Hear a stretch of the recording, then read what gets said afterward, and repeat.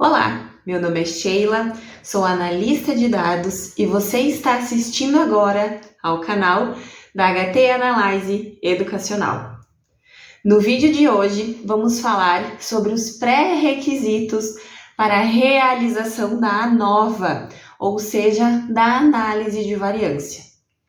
Então, a análise de variância, ou ANOVA, como é conhecida por muitas pessoas, ela é um teste estatístico muito utilizado nas pesquisas dentro da área médica, da área da saúde, e também dentro de qualquer outra área, né, do conhecimento que a gente esteja falando.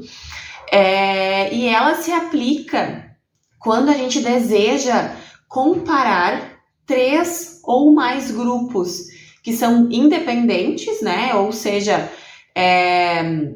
3 ou mais tratamentos, 3 ou mais medicamentos, 3 ou mais doses de um determinado medicamento, que são independentes entre si e que são medidos por meio de uma variável resposta, ou seja, uma variável dependente que é numérica ou quantitativa, como é o caso, por exemplo, dos níveis de glicose na corrente sanguínea.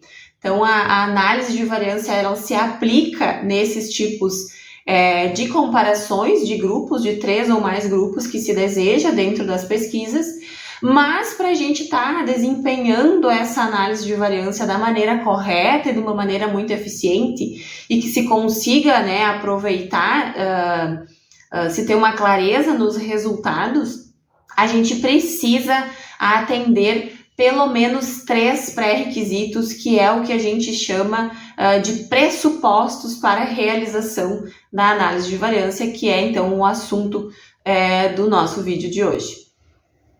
Bom, então a análise de variância ela é um tipo de teste estatístico paramétrico e para que a gente consiga utilizar esse tipo de teste paramétrico, a gente precisa atender aos pré-requisitos e o primeiro pré-requisito que a gente vai mencionar aqui é a normalidade dos dados. Então eu preciso que os dados da minha pesquisa, as minhas respostas, todas as minhas variáveis respostas, elas obedeçam a uma distribuição normal, que é aquela famosa curva em formato de sino, porque só assim eu vou conseguir representar os grupos que eu quero comparar por meio da média e do desvio padrão. Então eu consigo representar essas respostas utilizando a média e o desvio padrão, mas apenas se eu estiver falando de uma variável resposta que obedece a uma distribuição normal. Então, este é o primeiro pressuposto que a gente menciona quando se deseja, que a gente precisa atender, né, quando a gente deseja realizar um teste paramétrico, e aqui falando da análise de variância. O segundo pré-requisito que a gente precisa atender quando se deseja realizar um teste paramétrico como a ANOVA é a homogeneidade das variâncias.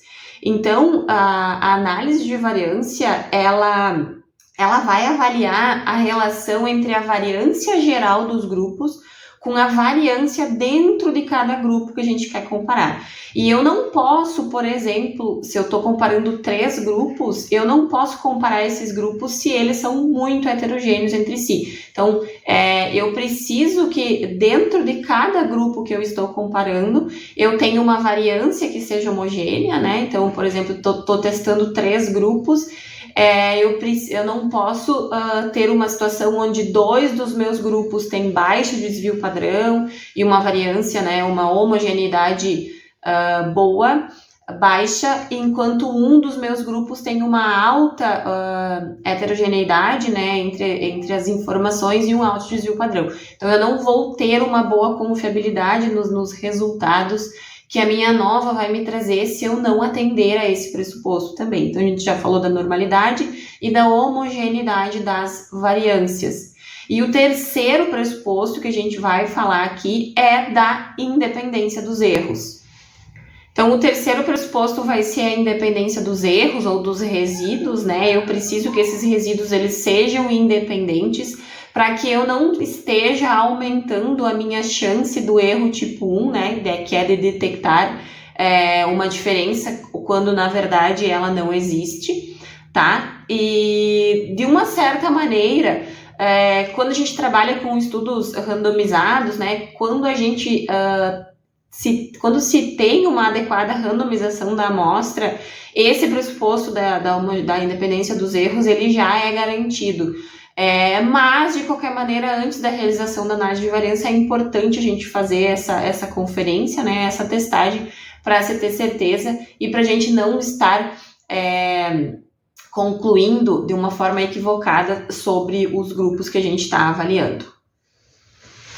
Então, pensando de uma maneira mais prática, né, no dia a dia de análise, de passo a passo de análise de banco de dados, então é importante a gente primeiro testar esses 3 pressupostos: normalidade, homogeneidade das variâncias e independência dos erros. E aí, com base no resultado que a gente tem, a gente decide sobre como vai prosseguir com a análise estatística. Então, se eu atender a esses 3 pressupostos, ok, posso prosseguir normalmente para uma análise de variância. Agora, se eu ferir pelo menos um desses pressupostos, aí eu preciso pensar em qual estratégia eu vou utilizar. Então, desse caminho em diante, a gente tem 2 opções que são possíveis. Então, eu posso ou assumir que os meus dados não atendem a esses pressupostos e trabalhar com testes não paramétricos.